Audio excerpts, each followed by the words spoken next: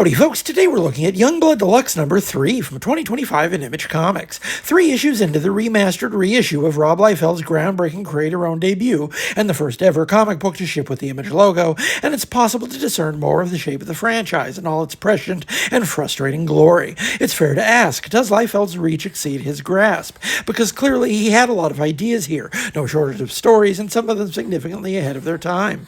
His focus on the media landscape as a vector for conflict still feels in some respects like a fresh and underexplored aspect. All the early Image books utilized the media as a factor in storytelling, undoubtedly a product of the real-life media frenzy that accompanied their earliest movements as a collective. It would be years before the rest of the mainstream capitalized on this insight to any degree, with the advance arguably not fully metabolized until Mark Millar wrote The Ultimates a full decade later. But it must be said as well, there's a lot going on in these early stories, arguably too much. Joe Casey's scripting does an admirable job of salvaging a through line. It's not so much that the earliest Youngblood adventures fail to tell a story, because they do, but that the story's a mess, enough so that Liefeld himself explicitly acknowledged the need to hire someone like Casey to come in many years after the fact and remedy the situation. What works here is the sense of Youngblood as a sprawling organization with multiple arms under attack from a number of threats at once. The core of the team's most recognizable faces, Shaft, Badrock, Chapel, and Die Hard, are stuck in the States fighting a group of mysterious crooks known only as the Four,